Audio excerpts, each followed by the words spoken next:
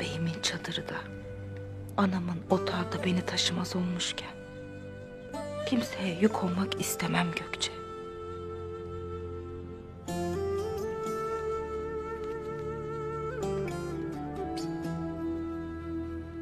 Gayrı o yılan diline hakim ol abla.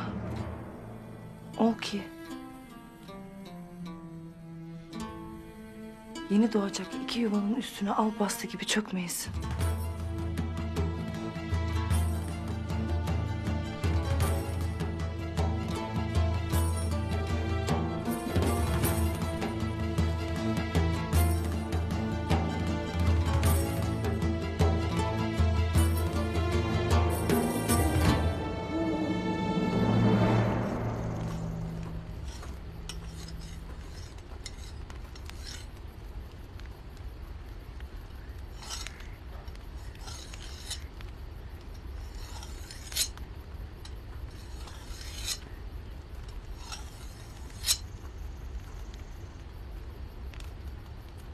Bilmediğimiz tek şey, Ertuğrul'un o uğursuz ellerinin nereye kadar ulaştığı. Dediğin gibi Noyan. Belki de elleri içimize kadar uzandı.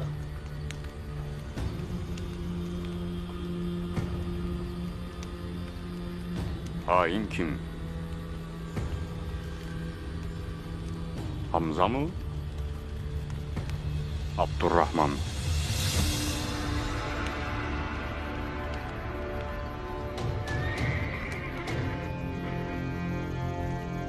Bakalım kimmiş?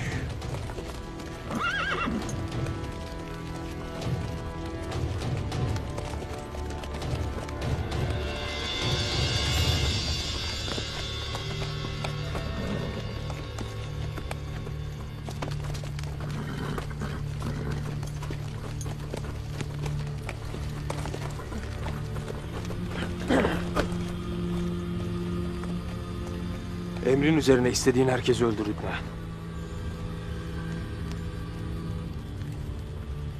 İçlerinden birini de sana getirdik. Öğrenmek istediklerin varsa öğrenesin diye.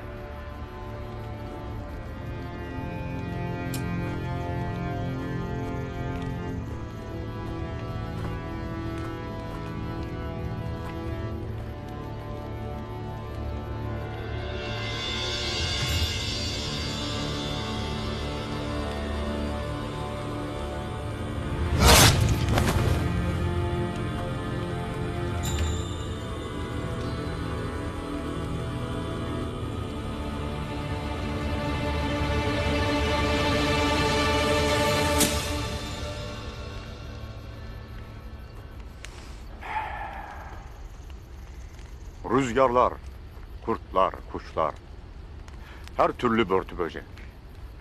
Bilmem gereken ne varsa kulağıma fısıldarlar Hamza. Bu adamı getirmekle zahmet etmişsiniz.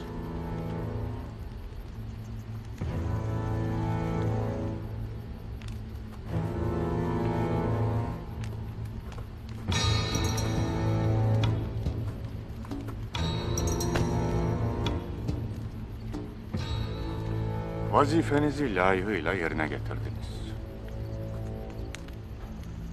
Bilirim, yorgunsunuz. Gidin güzelce uyuyun.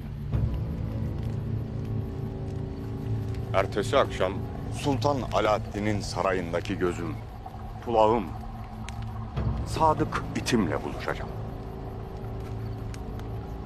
Kurt Boğazı'na kadar olan bu uzun yolda bana eşlik etmenizi isterim. Hem yolda biraz gelecekle ilgili konuşuruz. Artık sizi bir bölgeye komutan yapmak isterim. Ne de olsa bugüne kadar yaptıklarınızla gözü pek komutanlar olacağınızı ispatladınız. Öyle değil mi Tanrı? Öyledir Noyan. Haydi gidin. Gidin cariyeler sizi iyice yıkasınlar. Yarın dipdiri yanımda olun. Yolumuz uzun olacak. Eyvallah.